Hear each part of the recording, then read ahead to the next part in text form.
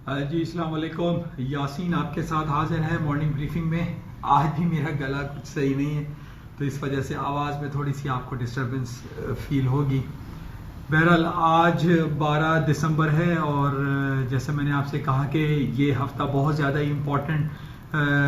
चल रहा है और कल रात को हमारे पास जो सबसे बड़ी इम्पोर्टेंट रिपोर्ट थी FOMC की, जिसमें अमेरिका ने अपना इंटरेस्ट रेट अनचेंज छोड़ा है 1.7% पे, जो कि पहले हमने देखा था कि 3-4 महीने पहले यके बाद दीगरे उनकी जो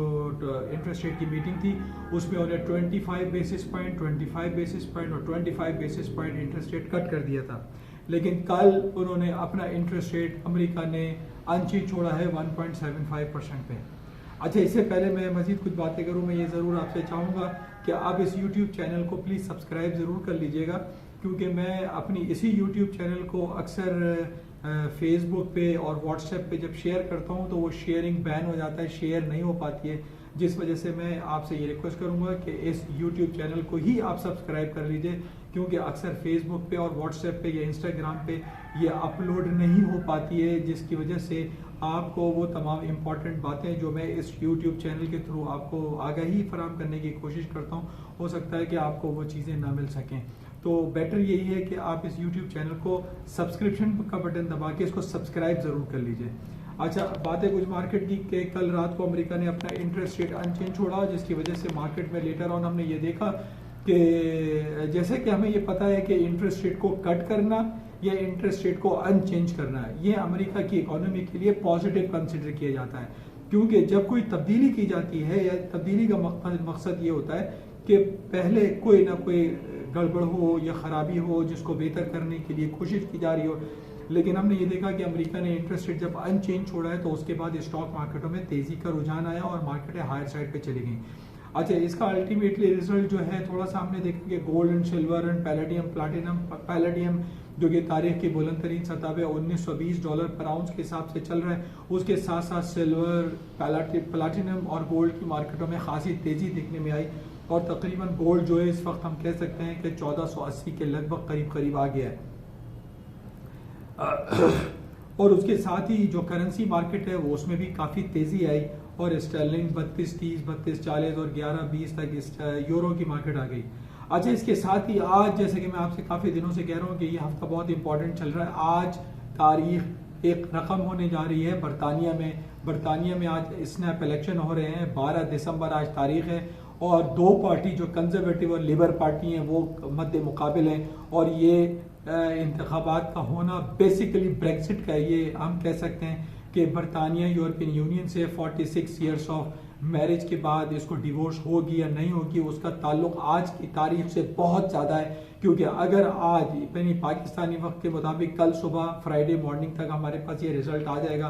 कि लिबर पार्टी जीतती है या कंजर्वेटिव पार्टी जीतती है। लेकिन जो डिफरेंट पोल्स हमारे पास आ रहे हैं, जो सर्वे रिपोर्ट्स आ रही है, उसमें ये कहा जा रहा है कि कंजर्वेटिव पार्टी जो बोरिस जॉनसन की पार्टी है, जो रूलिंग पार्टी इस वक्त है, वो जीत जाएगी और उसके जीतने के बाद दोबारा से जो 31 जनवरी हमारे पास लास्ट डेट है बरतानिया का यूरोपियन यूनियन के निकलने के हवाले से, वो इम्प्लीमेंट होता हुआ दिखाई देगा। अगर कंजर्वेटिव पार्टी जीत गई तो इसके बाद हम ये फील करते हैं कि अगर कंजर्वेटिव पार्टी जीती तो उसके बाद स्टर्लिंग की मार्केट डाउन हो सकती है, इसमें फॉल आ सकता है। तो ये बहुत क्लोजली हमें देखना पड़ेगा आज रात को भी और कल सुबह भी जो हमारे पास रिजल्ट्स आएंगे बरतानिया के, उसमें हमें पता चलेगा कि कौन सी पार्टी जीतती है। तो बहरहाल आज का दिन एक तारीखी दिन है और बहुत इंपॉर्टेंस रखता है और हमें ये देखना पड़ेगा कि आज कौन सी लेबर पार्टी या कंजर्वेटिव पार्टी विन करती है। तो इस हवाले से मार्केट आज सारा दिन इसका वेट करेगी, इसकी वजह से हम ये कह सकते हैं कि मार्केट थोड़ा सा रिलेक्टेंट रहेगी, कोई बड़ी मूव नहीं आएगी। अच्छा, इसके साथ ही कल हमारे पास जो रिपोर्ट थी कि जनाब कल पहला दिन था सऊदी अरब की सबसे बड़ी दुनिया की कंपनी सऊदी अरामको के शेयर्स की डेब्यू थी और वो 32 रियाल पे लॉन्च हुआ और 35.20 $35 और 20 फिल्स पे वो बंद हो गया, लॉक हो गया, 10% पे लॉक लग गया।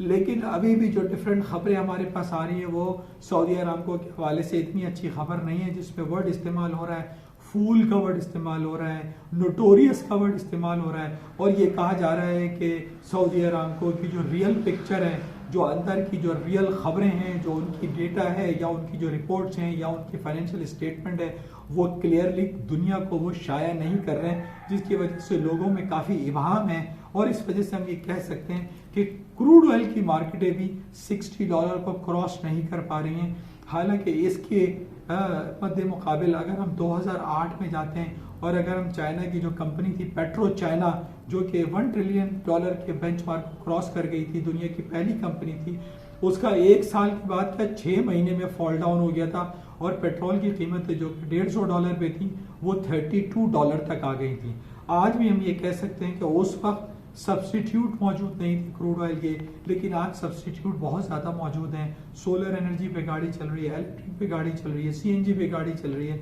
बसें चल रही है। इवन कल की जो ताज़ा तरीन रिपोर्ट है उसमें ये बताया जा रहा है कि क्लाइमेट चेंज पे जो सबसे ज़्यादा दुनिया में काम हो रहा है, उस हवाले से कल एक एरोप्लेन, एक छोटा जहाज उन्होंने बैटरी पे चला दिया, यानी उस पर ज़ीरो एमिशन था, कोई कार्बन एमिट नहीं हुआ, और जनाब वो पेट्रोल के बगैर वो जहाज को चला दिया उन्होंने। इसका मतलब है इन लॉन्गर पीरियड में हमें ये लग रहा है कि पेट्रोल की डिमांड पूरी दुनिया में कम होगी और इसी वजह से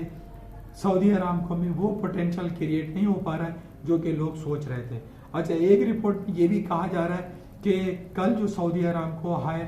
लॉक लगा था, लोगों को चाहिए कि सऊदी अरामको के शेयर्स को सेल आउट कर दें और इसमें ज़्यादा होप न रखें।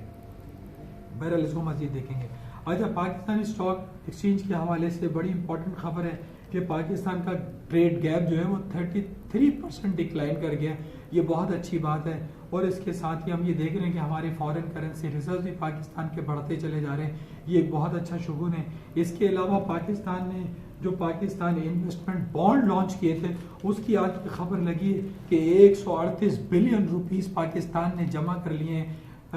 पाकिस्तान इन्वेस्टमेंट बॉन्ड की मद में, जो कि एक बहुत अच्छी खुश आइन खबर है पाकिस्तान के लिए भी और पाकिस्तान स्टॉक मार्केट के लिए भी। तो ये खबरें हमारे पास अच्छी चल रही है और पाकिस्तान के जो वज़ीर आज़म हैं इमरान खान साहब, वो बहुत अच्छी इक़दाम ले रहे हैं, जिसकी वजह से हम ये उम्मीद करते हैं कि आइंदा भी पाकिस्तान स्टॉक मार्केटों में तेज़ी आएगी। लेकिन फ़िलहाल इस वक्त हम देख रहे हैं कि मार्केट 200 पॉइंट डाउन साइड पे है, थोड़ा करेक्शन पीरियड हम कह सकते हैं। लेकिन ओवरऑल जो सिनेरियो है, ओवरऑल जो खबरें पाकिस्तान स्टॉक एक्सचेंज की आ रही हैं वो पॉजिटिव है, अच्छी है और इसमें पोटेंशियल काफ़ी दिखाई देता है। बहरहाल यह आज की ताज़ा तरीन खबर है। लेकिन गोल्ड के हवाले से मैं आपको फिर दोबारा ये कहूँगा कि गोल्ड की सबसे इम्पॉर्टेंट जो टेक्निकल लेवल है 1480 1440 को वो तकरीबन नीचे से छूते हुए आ रहा है। तो 1480 के ऊपर अगर आज मार्केट या कल फ्राइडे को बंद होती है तो गोल्ड की मार्केटें मजीद ऊपर जा सकती हैं। और उसकी वजह ये भी हम कह सकते हैं कि दुनिया में तारीख की बुलंद तरीन सतहों पर प्रीशियस मेटल पैलेडियम और पैलेडियम इस वक्त $1920 पर आउंस पे चल रहा है और ये कह रहे हैं कि तकरीबन $2500 तक ये मार्केट जा सकती है, क्योंकि ये ऑटो कैटलिस्ट के तौर पर इस्तेमाल होता है ताकि गाड़ियों में से धुआं ना निकले। और जिस तरीके से हम क्लाइमेट चेंज के हवाले से बहुत ज़्यादा बातें सुन रहे हैं और यही वजह है कि क्रूड ऑयल की प्राइसेस $60 को क्रॉस नहीं कर पा रही हैं, ना ही सऊदी अरामको का वो पोटेंशियल दिखाई दे रहा है जो कि होना चाहिए था। उसकी वजह यही है कि क्लाइमेट चेंज के हवाले से बहुत ज़्यादा पेशरफ्त हो रही है और पूरी दुनिया में the point of no return के हवाले से बातें हो रही हैं कि जनाब आप ऐसा लाएअमल इख्तियार किया जाए, ऐसी पॉलिसी बनाई जाए ताकि पेट्रोल का इस्तेमाल कम से कम किया जा सके। तो जिसकी वजह से हम देख रहे हैं कि क्रूड ऑयल की कीमतों में खातिर खा इजाफा नहीं हो रहा है। तो बहरहाल ये आज तक की खबर है। सबसे इम्पोर्टेंट आज इवेंट ये है कि आज बरतानिया में इलेक्शन हो रहे हैं और लेट नाइट हम इसका रिजल्ट चेक करेंगे या कल सुबह अर्ली मॉर्निंग हमें पता चलेगा कि कौन सी लेबर पार्टी या कंजर्वेटिव पार्टी जीतती है, जिसकी इम्पैक्ट पूरी दुनिया की स्टॉक मार्केट पे, करेंसी पे, गोल्ड सिल्वर पे, हर आइटम पे इसका इफेक्ट पड़ेगा। तो इसको हमें बहुत क्लोजली वॉच करना पड़ेगा। इंशाल्लाह राब्ते में रहेंगे और जाते हुए मैं आपसे दोबारा ये रिक्वेस्ट करूंगा कि इस YouTube चैनल को प्लीज़ आप YouTube पे सब्सक्राइब जरूर कर लीजिए। Thank you.